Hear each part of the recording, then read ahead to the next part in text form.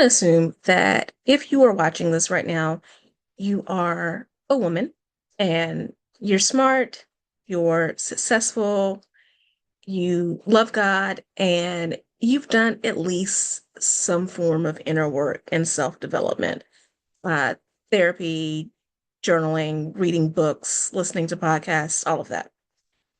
And despite doing that work, you keep attracting men who do not show up for you. You keep attracting men who are emotionally unavailable, who are inconsistent, and who put you in situations that are confusing, right? And you're probably wondering, what is it about me? What is it that I am doing wrong? If all of these things are true, then I want you to keep watching because we are going to talk about why it is that you keep attracting emotionally unavailable men. If this is your first time here, welcome. My name is Keisha Rice. I am a dating coach. I'm also a hypnotherapist. I help women learn how to heal from their unhealthy relationship patterns and to attract healthy, cherished love. And I'm going to talk about why this keeps happening, the whole attracting unavailable partners, and how you finally shift that and to create patterns that allow you to stop wasting time and stop wasting your energy. So, I want to make one thing very clear. You're not broken, right? There's nothing wrong with you. And you're not too much. This is not your fault. I want to be clear about that because there's so much trash on the internet right now that is whenever a woman ends up in a bad relationship is, oh my goodness, if she had just chosen better, she wouldn't be in this situation. She just needs to pick better. She needs to just stop settling. All of this, frankly, BS. And here's the thing. You've done the things that you were told to do, right? You were told to pray. You were told to be patient, to um, be simple, to be low maintenance, to be chill, and that God will send the right man because, he that findeth a wife findeth a good thing, right? So you're supposed to just sit there, look pretty, and wait to be found, right? No one's taught you, though, that in order to be in a healthy, happy relationship, it requires emotional availability. It requires you to understand your attachment patterns, and it requires you to understand how your subconscious mind works. And that our subconscious is always going to be attracted to what feels familiar, whether that familiarity is healthy or not. So, if you grew up in an environment where maybe your parents weren't the most emotionally available, um, or if you found yourself in situations later on with friends or even in your career with people who weren't very available or attuned to what it is that you needed in friendship or what it was that you needed, mentorship wise in order to advance in your career, all of those things, then even though you really want peace, you might even crave peace, your nervous system is still very much attached to chaos. And that is the thing that we need to break. Okay. So here's why, again, you are struggling to attract men who are emotionally available. First thing is you're still trying to earn love. You think that love is something that if you work hard enough, you'll get it. This is especially difficult for women who are very independent and successful because that is how everything else in your life has worked, right? You studied a certain amount of time in school, you got good grades on the test. You spent a certain amount of time in school, you graduated. You did all of these things to go after a job, you got the job. You do all these things to get the promotion, you get the promotion. You're not happy with your body, so you start looking up ways to lose weight. You do those things, you lose weight, right? Everything else in your life has come from, if I put in X amount of work, I know that I can get Y output. Not that difficult. And more importantly, again, back to the way that you grew up. If love was inconsistent growing up, you probably developed some people pleasing tendencies because you probably started to realize that you could please your parents or guardians, whoever raised you. You could please them more by doing certain behaviors or having certain accomplishments. And this is natural because think about it. When we are children, we don't have very many defenses, right? We are very dependent on our parents to take care of us and to provide for us. So because there's so little in our environments that we can control, we start to learn what we can control.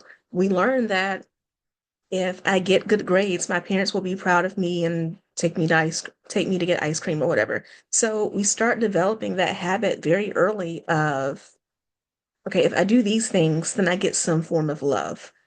And not realizing that then you go into the adult world and you're trying to attract a healthy romantic relationship. And that's not how relationships work. The second reason why you're attracting men who are emotionally unavailable is that you're not available to someone who is available. This is going to sound confusing. I promise I'm going to break it down. But you're emotionally available to people who are unavailable because you're open to relationships, you're ready for relationships, you're loving, but you only show those behaviors to men who can't meet that. You only show those behaviors to men who are projects. You date for potential, right? And there's a part of you that believes that in order to get love, you have to prove it. So you have to, again, put in this work and show and help someone and completely change their life and everything. And then you will have earned the right for them to love you back. You don't believe that love can be given freely from someone who's already healthy, who's already emotionally available. And the third reason why you attract emotionally unavailable men is because you confuse chemistry and compatibility.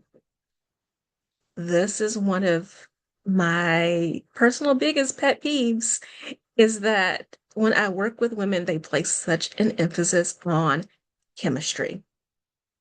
Back to this idea of we are attracted to what is familiar. Oftentimes, when there's a lot of chemistry just right off the bat in a relationship, it is because your trauma is attracted to their trauma, right? And I see so many women chasing after that feeling of butterflies in their stomach. And I just want to say, girl, sometimes those butterflies are not butterflies, they're actually roaches. Stop, for the love of God, please stop chasing after chemistry because that whole spark, that feeling that you've known someone for forever is yes, you are very familiar with their toxicity because you had toxicity in the early part of your life. And that's not what you want. That is not your spirit recognizing your future husband. That is your spirit recognizing someone who triggers all the things that triggered you in your childhood. So here's what you need to do in order to move past that and to finally attract healthy and sustainable love. You're going to heal the part of yourself that is constantly begging for crumbs, right? And you're not going to settle for anything less than full meal. You're going to start building more trust in yourself. You're going to stop ignoring red flags. And you're going to learn how to spot when someone is truly available, not just when you're attracted to someone. Because again, we can't always necessarily trust our attraction. And the biggest thing here is you are going to become a receiver of love and believe in the ability to receive it freely. You're going to stop trying to be a fixer. You're going to stop trying to be an emotional rehab for broken people, not just romantic relationships. I always tell my clients that all relationships are related. If you show me a woman who has issues with romantic relationships, she has issues with family, friends, coworkers, clients, all of that. So you are also going to stop being an emotional rehab to your family, to your friends as well. Okay. And you're going to stop thinking this whole crazy idea of if you're patient enough, maybe somebody's going to magically change. It doesn't happen. One thing that my grandmother used to always say to me is that God is not the author of confusion or chaos. Um, an emotionally available love is not going to confuse you. It feels grounded. It feels calm. It feels safe. This is something else I notice. When a woman has a habit of being in unhealthy relationships for a long period of time, healthy love feels a little bit boring. Um, and it's not because there's anything wrong with the relationship or anything wrong with the man, but if you are used to a roller coaster, then of course, when someone is safe and grounded, they're not going to bring in all that drama that you've been getting before and that you've been confusing as love. They're not going to give you the roaches in your stomach that you're used to getting every time you end up in something that's dysfunctional, right? So if this is resonating with you, it's because you're finally reaching a level of awareness and you are ready to ditch the crazy in your life. You're done with dating potential and you're ready to actually be with someone who is on your level, who's doing the work that you're doing, and who is as available as you are. And if that's the case, I would love to work with you one-on-one. My coaching program is called From Toxic to Thriving. It is 12 weeks and it's all about breaking these unhealthy patterns, learning your self-worth, and learning how to date with discernment. So I will have a link in the description to book a call with me, and we can talk about what it looks like further to work together and to attract someone who's aligned with your faith and your values and your future. So, till the next time, don't forget to like this video, comment, subscribe, share it with a friend if you think that there's someone in your life who would find it helpful. And just know that you don't have to settle for less. You don't have to second guess. You don't have to live in a constant state of confusion. I will talk to you soon. Love you so much. Bye.